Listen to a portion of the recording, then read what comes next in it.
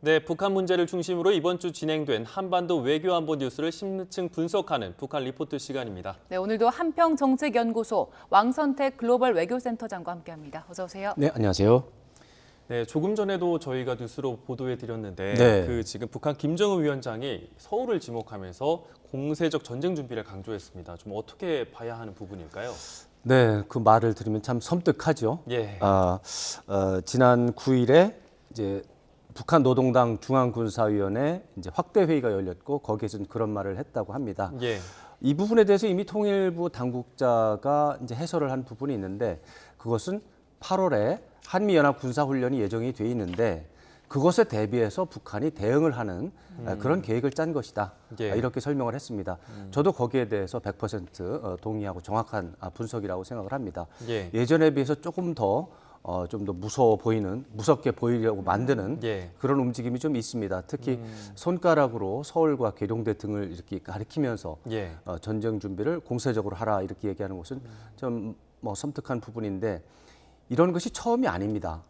2013년과 2014년에도 거의 유사한 그림을 보여준 적이 있습니다. 예. 이런 것들은 남쪽에 대해서 이제 그 협박을 하면서 공갈을 하면서 공갈의 신뢰도, 신빙성을 높이기 위한 심리전의 일환으로 볼 수 있겠습니다. 그런 차원에서 그런 틀에서 크게 벗어나진 않기 때문에 이것은 뭐 8월 한미 연합 군사 훈련에 대한 대응이다라는 기본적인 접근법 해석을 그대로 따르면 될 것 같습니다. 네, 네. 그렇게 서울과 계룡대를 직접 지목하는 모습을 보여주기로 했는데 군수 공장도 잇따라 방문을 했더라고요. 그럼 그렇습니다. 그거 역시도 이제 한미 연합 군사 훈련을 의식한 걸까요? 그렇죠. 그것도 당연히 연결이 되어 있습니다. 8월에 한미연합 군사 훈련을 하는 것은 이미 예. 예정된 일정이기 때문에요. 그런데 그 날짜가 보면 8월 3일에서 8월 5일입니다. 이 날짜가 좀 중요한데 그 앞에 무슨 일이 있었냐면 8월 3일 앞에 8월 1일부터 8월 2일까지 러시아 국방부 VIP 군용기가 다녀갔습니다. 그리고 그 앞에 이제 5일 전에 세르게이 쇼이구 러시아 국방장관이 3일 동안에 평양 방문을 마치고 또 돌아갔습니다. 예. 이게 러시아 국방장관 방문, 러시아 군용기의 평양 방문에 이어서 이제 러시아가 요구하는 포탄과 관련한 시설물에 간 거죠. 러시아에 대한 포탄 공급 가능성 예. 이것을 강력하게 암시했다. 이렇게 생각이 되고요. 또 하나는 이제 그 3일 동안 군수 공장을 다녔는데 예. 예. 뭐 그 순항 미사일 공장도 있고 뭐 저격 무기 공장도 있고 이래서 6가지 종목의 군수 공장에 갔다고 해요. 예. 그런 것들은 사실 러시아에서 필요한 무기는 아닙니다. 러시아에도 충분히 많고 더 많은 무기가 있습니다. 예. 그래서 군수 공장에서 이번에 보여준 것 전체가 다 관심 대상은 아니고 예. 방사포탄이 하나의 관심이 되고 이제 그것으로 인해서 러시아에 대한 무기를 판매할 수 있다는 이미지를 주는 게 중요한 것 같고요. 또 하나의 중요한 부분은 예. 러시아에 만약에 북한이 무기를 공급한다면 이것은 유엔 안보리 대북 제재 결의 정면 위반입니다. 예. 이렇게 되면 러시아와 북한이 합작을 해서 유엔 안보리 결의를 무력화하는 그런 시나리오를 진행하게 됩니다. 이게 무력화되면 좋을 것이 바로 북한입니다. 북한이 그동안 경제가 위축된 것은 경제 제재 때문이었죠. 예. 예. 에너지 수입 못하죠. 식량 수입 못하죠. 이런 것들이 다 문제가 돼서 북한 경제가 지난 몇 년 동안 어려움을 겪었는데 예. 이것을 러시아가 무력화하는 데 도움을 준다면 북한 경제가 도움이 되는 거죠. 그런 차원에서 북한에 대한 경제 제재 이런 부분들이 오랫동안 지속이 됐는데 이것들이 지금 무력화되는 시나리오로 지금 접근하고 있다. 이렇게 의미를 부여할 수 있겠고요. 하나만 더 말씀드리면 북한은 이 북한에 대한 경제 제재를 무력화시키는 데 있어서 러시아만 중요한 게 아니고 예. 예. 중국이 더 중요합니다. 근데 중국은 북중러 간의 연대 협력이라든가 반미 전선을 만든다든가 예. 이런 부분에 있어서 의외로 소극적입니다. 그런 상황에서 러시아와의 협력 가능성을 적극적으로 부각시킬 경우에 예. 중국에게 조급증을 좀 유발할 수 있는 거죠. 중국이 볼 때는 북한이 러시아하고 더 가까워지면 우리랑 멀어지겠구나. 그러면 중국의 입장에서 북한과의 관계가 멀어졌을 때 외교적으로 위축이 될 수 있다. 안 되겠다. 러시아가 도와주니까 할 수 없이 북한하고의 협력을 좀 강화해서 조금 경제 제재를 완화하는 그런 부분에서는 좀 협조를 해야 되겠다. 이런 어떤 욕구를 의지를 만들어내는데 도움이 될 수 있다라는 거죠. 이게 이제 북한의 뭐 어떤 외교 전술에 해당할 수 있을 겁니다. 네. 그렇군요. 중국이 반응을 좀 합니까? 그 외교 전술에? 지금 중국이 애매모호하게 어정쩡하게 뭐 대응하고 있는데 소극적으로 협력하고 있다. 이렇게 이제 표현하는 게 이제 제가 한 2, 3주일 동안 말씀드린 건데 협력은 하고 있습니다. 지난번에 7월 27일 날 열병식 때 중국에서 분명히 대표단을 보내왔습니다. 대표를 보내왔는데 참관 대표를 보내왔는데 상무위원이 아니라 그 밑에 급을 보내온 거죠. 정치국원을 보내온 거죠. 그러니까 협력은 하되 소극적으로 한다는 겁니다. 그럼 협력을 한다는 거는 뭐 참여한 걸로 또 볼 수 있고 또 하나 며칠 전에 북한 주재 중국 대사가 그 만수대 창작사라고 하는 기관을 방문을 했고 그 참관을 하고 사진도 같이 찍은 모습이 이제 북한 언론 매체에 노출이 됐습니다. 예. 그 만수대 창작사는 선전선동 조형물을 만들어서 외국에 파는 그래서 돈을 버는 수출 회사입니다. 그게 유엔 안보리 제재 대상 기관입니다. 그 안보리 제재를 결의할 때 중국이 동의했습니다. 그러니까 중국이 승인한 제재를 정면으로 위반하는 그 기업에 중국 대사가 가서 참관하고 사진을 찍었습니다. 이것도 중대 모순이죠. 예. 그런 것들을 하는 걸 보면 중국도 북한에 대한 경제 제재를 해제하는 문제에 있어서 협조를 하고 있다라고 분석을 할 수가 있죠. 근데 러시아에 비해서는 그게 이제 규모가 좀 더 작다, 부분적이다 이렇게 볼 수가 있고 그런 차원에서 볼 때 중국은 탄도미사일 개발이라고 하는 부분에 대해서는 어느 정도 용인을 할 수밖에 없지 않느냐, 묵인할 수밖에 없지 않느냐 이런 입장인 것 같고 핵무기 실험, 핵실험에 대해서는 여전히 안 된다. 예. 그래서 이중적인 입장을 보이는 것 같고 그 부분에서 바로 북한과 지금 의견 차이가 있는 것 같습니다. 그 아까 전에 말씀하신 것처럼 이제 북한이 러시아에 무기를 공급하는 문제 이게 대북 어쨌든 그 제재 결의 부분이 될 텐데 그렇습니다. 그렇게 되면은 러시아가 현실적으로 좀 제재를 받을 수 있는 가능성이 좀 있겠습니까? 없죠. 이게 유엔 안보리 상임이사국이 5개 나라인데 네. 이게 견제를 할 수 있는 장치가 없고 상임이사국은 그냥 비토권을 가지고 있을 뿐입니다. 예. 자기가 원하지 않는 것에 대해서는 거부권을 행사할 수가 있고 이 부분에 대해서는 견제할 수 있는 장치가 없어서 러시아가 러시아를 제재하는 결의가 나올 경우에 그 회의장에 참석한 러시아 대표가 거기에 찬성할 리가 없습니다. 그러니까 이 유엔 안보리가 스스로 만든 제재 결의를 위반하는 상황이 됐고 예. 뭐 미국이나 일본이나 우리 한국 쪽에서 강하게 요청을 해서 이 부분에 대해서 제재를 해야 된다. 그래서 북한에 무기 공급한 사람, 그다음에 러시아에서 무기 받은 사람을 예. 제재해야 된다. 그랬을 때 러시아는 당연히 거부권을 행사하겠죠. 그래서 러시아가 결정한다면, 중국이 결정한다면 대북 경제 제재를 무력화시키는 이런 상황에 대해서 제재할 수 있는 수단은 현실적으로 없다. 이렇게 봐야 됩니다. 네, 그런데 수단이 현실적으로는 없다고 해도 미국이나 다른 안보리 상임이사국에서 뭐 조치를 취할 방법은 없습니까? 안보리 상임이사국 차원에서 예. 안보리 차원에서는 없습니다. 그러니까. 없고 미국은 별도로 러시아와 중국을 고립시켜서 다른 200개 되는 다른 나라들을 다 똘똘 뭉치게 해서 러시아와 중국이 뭐 지금 중국은 지금 말씀드린 것처럼 소극적인 협력이니까 빼겠습니다. 예. 러시아가 정면으로 유엔 안보리 제재 결의를 어겼기 때문에 이것은 국제사회 이름으로 단호하게 제재를 해야 된다. 이 제재 움직임에 동참을 해야 된다. 이렇게 설득할 수 있겠죠. 근데 미국이 그동안 해온 외교 이렇게 보면 민주주의가 아닌 나라들에 대해서는 좀 강하게 비난하는 외교를 많이 진행을 했습니다. 예.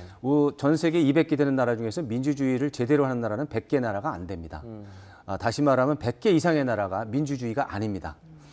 그런 상황 속에서 지금 미국이 민주주의가 아닌 나라를 갈라놓고 지금 몇 년 동안 외교 정책을 해왔죠.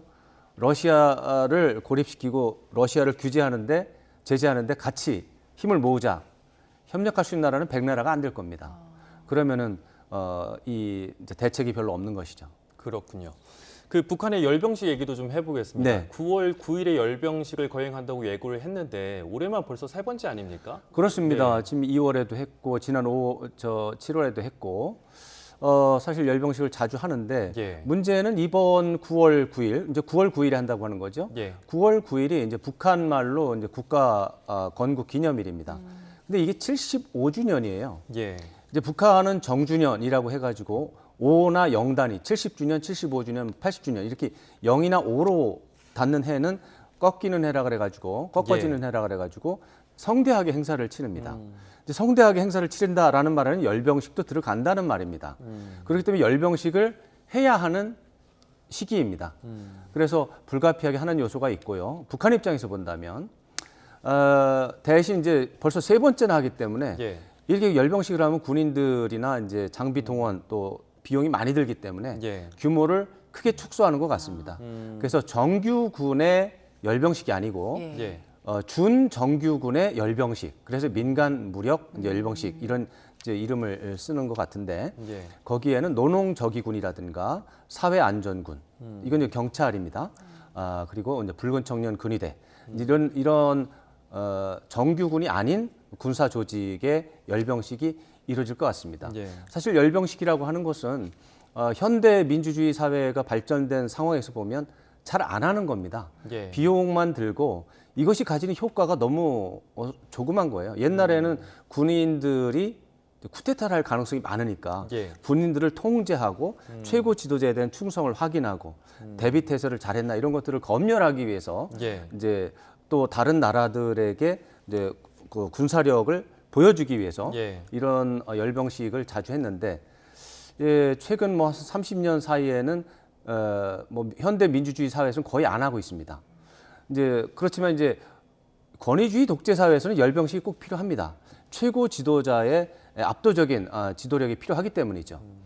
그런 차원에서 무리한 행사긴 한데 북한은 전형적인 권위주의 독재 사회입니다. 네. 그래서 열병식을 하지 않으면 지도력에 문제가 생길 수도 있기 때문에 북한에서 본다면 어쩔 수 없다. 우리는 할 수밖에 없다. 그렇게 말할 겁니다. 네. 예. 그리고 군 수뇌부도 교체를 했습니다. 맞습니다. 총참모장에 리영기를 임명했는데 이번이 네. 두 번째 임명인 거잖아요. 세 번째가 될 겁니다. 이번이 세 번째입니까? 네네. 총참모장만 세 번째 하는 거죠. 2013년에 총참모장 했었고, 2018년에도 했었고, 2019년에 해임됐다가 다시 이제 총참모장이 됐고, 그 사이에 뭐 집에 갔던 건 아니고 예. 사회안전상도 했고 예. 국방상도 했습니다.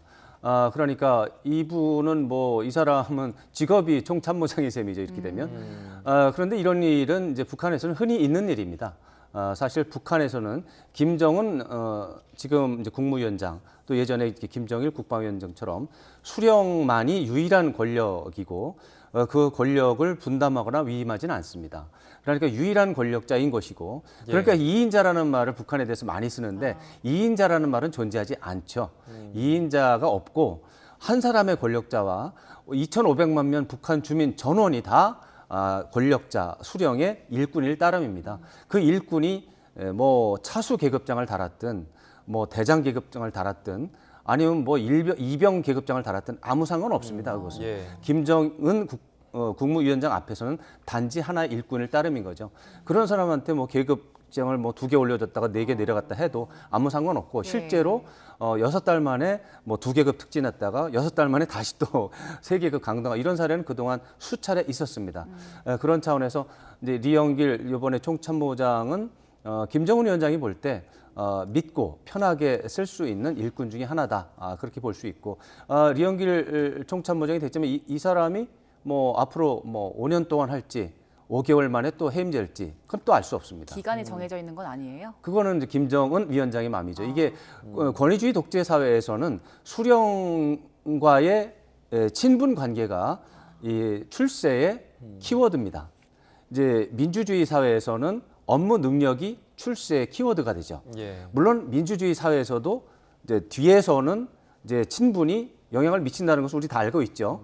그러나 그것이 50%를 넘지는 못합니다. 50%를 넘어갈 경우에는 문제가 발생하죠. 왜냐하면 경쟁자가 있기 때문입니다. 업무 능력과 관련한 경쟁자가 있고 후과가 있기 때문에 그 견제가 되는 프로그램이 있습니다.